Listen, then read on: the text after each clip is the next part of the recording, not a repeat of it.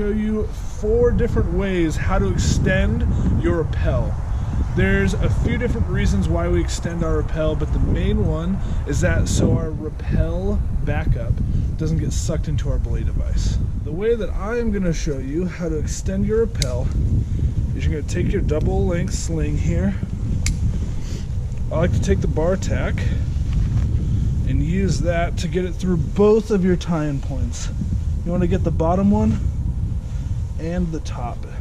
It's very important that you get both, and then you're going to loop that through there and girth hitch it to both tie-in points.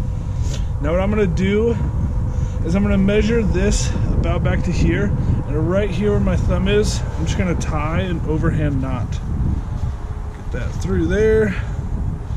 It doesn't have to be super exact where this knot goes.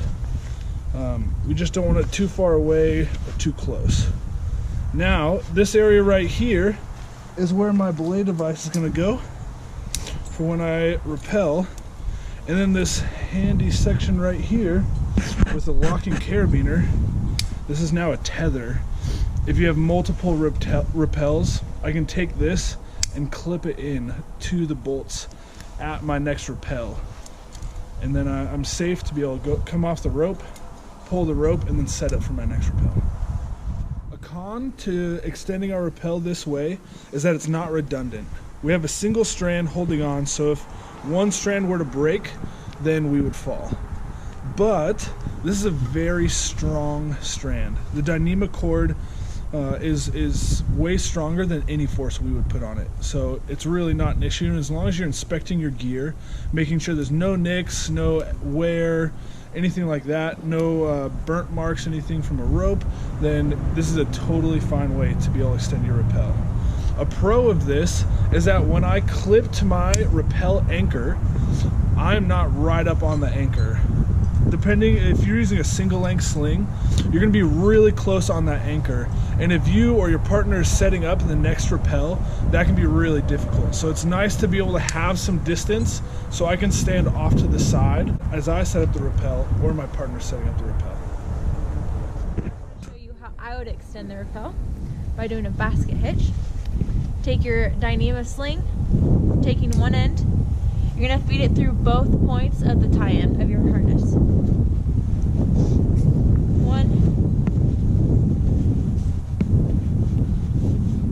and 2. You want to be mindful of the bar tack.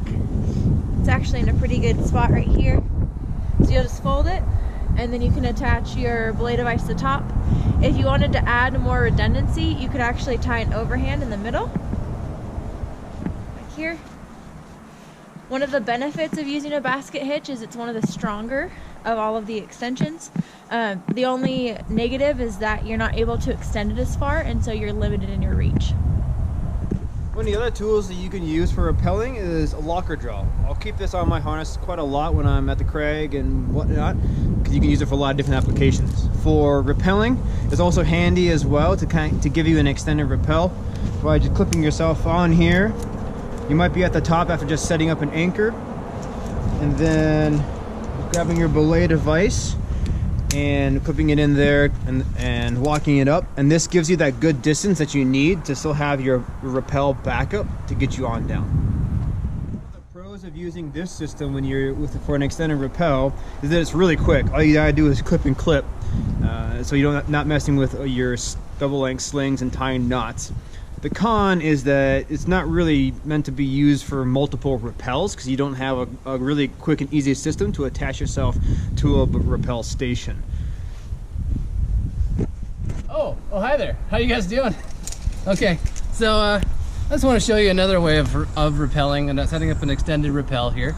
So I've got my old school nylon double length sling. So we're gonna do a similar thing to what we've done previously with the double length sling. We're gonna put it through both tie-in points.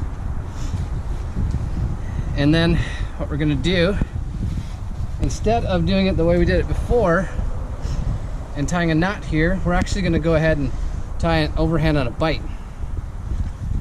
And so it's fun to try to do with gloves on. We'll get it though. maybe. Can be real messy. That's a con. Can actually look really messy. Belay device to that bight. And sometimes it's also a little bit easier to untie that bigger knot than it is to tie the single overhand. All right, so a couple things about this. Pro about it would be that I have this ability to tether myself in with this side, and I can use that as a tether at an anchor. That's really handy. And also that it is redundant. It's more redundant than just tying an overhand on a double length sling. So that is also a couple of pros. A con is that it's a little bit shorter than if I just tied an overhand. And yeah, so that can be a disadvantage in some situations.